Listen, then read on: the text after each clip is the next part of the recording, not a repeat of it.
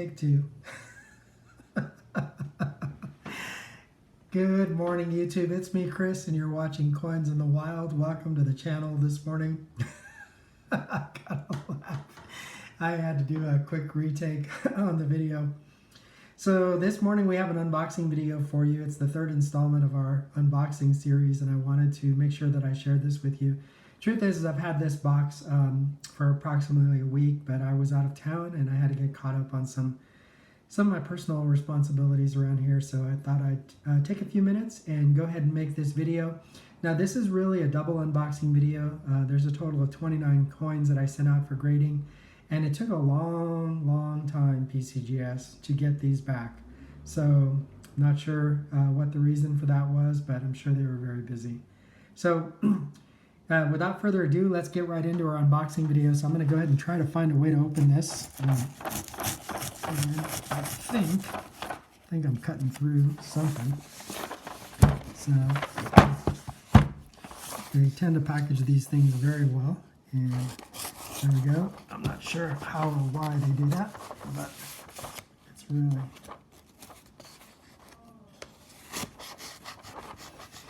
Okay. So... I'm not sure how to get in this thing. There we go. Nope, that's where I thought I was. There we go. I just hit it in the wrong spot. Okay. Okay. So, let's get in this video without cutting my fingers off using this old camping knife. Okay, there we go. PCGS unboxing video here on Coins in the Wild. One box. And I can get it out. 2 boxes from PCGS. Excellent. And I can tell this is the one that's full, and this is the one that's empty. Or not empty, has fewer coins in it. So we'll get right into it. Let's go ahead and open up the container that we have here, this first one, and let's see what we got. I want to say something. I'm kind of learning the strategy of PCGS as to what works well and what doesn't. I seem to be having a lot of success with Washington quarters and Jefferson nickels, although you wouldn't know it by some of the results that I got here today. But I do see overall that I really am getting a little proficient. I've got a lot, well, you'll see what I'm talking about here. So let's take a look at our first example, because I don't want to make this video too long. So this is 1998 Kennedy half dollar, MS66. Now, one thing that I wanted to say about this, I'll try to give you guys a good look at this. One thing I wanted to say is I really did think that this was like a 67. I think I might have personally thought of it as being a 67 plus. And so there it is. And you can see the fields look good. Overall, the coin is really clear. Give you some different angles. And yeah, this is really a nice looking coin. Let's take a look at the reverse on the coin. Yep, you can see it there. I mean, this is a good looking coin. A little bit of light contact marks on the reverse. Maybe that's the reason for the 66, because generally the reverse of a coin is better than the obverse for obvious reasons. There we go. So this is our first example, 1990p Washington, or 1998p Washington, Kennedy half dollar, comes out MS66. So overall, not a bad grade. Not exactly what I was looking for, but definitely not a bad grade to get. Let's take a look at our next example. Our next example is a 1987 D Kennedy half dollar. And you can see there, fields are clear. That has nice luster. You can see that circle little effect there, that luster effect that they have. Fields are really clear. Now, I think this one came out as a 66 because when I look at Kennedy's hair, and we've talked about this in the past on the video, our videos, is the hair needs to be really, cleanly struck, and I can see this is a little smooshy. For a non-technical term, you can see it doesn't have a lot of definition in the hair, and that may be the reason for it being a 66 grade, because this coin really does have nice luster. Now let's go ahead and look at the reverse of this coin. And you can see it there. Good looking coin. There's really, let me try to get in here close, fewer contact marks on the coin overall. Oops, there's a little bit on the shield. We can see there, so that may be part of the reason for a 66. Now I wanted to make an observation, something that I noticed. I've been sending out my coins different service levels. The first batch that I sent out, I sent them out for the, not the economy, but the express, and I think it's normally like $32 or is it $35 a coin? I don't even pay attention, to be honest. But I sent them out for the quicker service. And what I notice is, and this is funny because I hear people talk about this on YouTube from time to time, that if you send them out economy, you don't get better grades.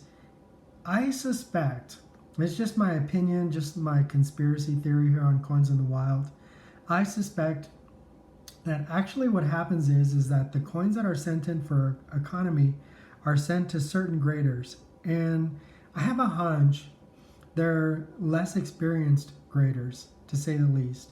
And that the coins that we send in for the express service go to more experienced or better graders. And I have a feeling that has something to do with the quality of the grades that we receive, because everyone notices that there are at times inconsistencies. And I think that it has to do with the service level, not based on if you pay us more, we'll give you a better grade, but on whether or not the graders are lesser or more experienced. Because if you know anything about the service levels of PCGS, they do have graders for certain types of coins, and I have a feeling that that has something to do with the coins that are sent in on economy. And that's just a conspiracy theory. I don't know, but I suspect that that's what it is. So here's another Kennedy half MS66. Now I sent these in believing that they were MS67, but I see the details in the hair now. That's where I made my mistake. I'm going to need to be more careful on the Kennedy halves, because in the lesser grades, if you're not getting at least a 67, you're going to struggle to break even on the investment. Fortunately for me, I just have the grading fee and basically slightly more than the face value of the coin as a cost. So like, for example, this particular coin, I'm into it for less than $18. So at some point, I shouldn't have much difficulty making my money back on this particular investment. So take a look at that. So, and then I'll give you a quick look at the reverse, since we're talking a lot about Kennedy halves. And there's another little strike on the shield. You can see it there right in the center, and some contact marks, some light contact marks. And you can't see it at every angle, but it's definitely there. And so nice call, PCGS. You can see there's some consistency. So that teaches me something about the Kennedy halves. Don't forget to check the hair. And here's another one. Now here's this one surprising. 1984 D Kennedy half dollar. And I might turn on the light here because I'm not seeing this very well. So this has a little bit of toning on it. This is not contact. This is toning, and I think I got penalized for the luster because this coin has toning on it.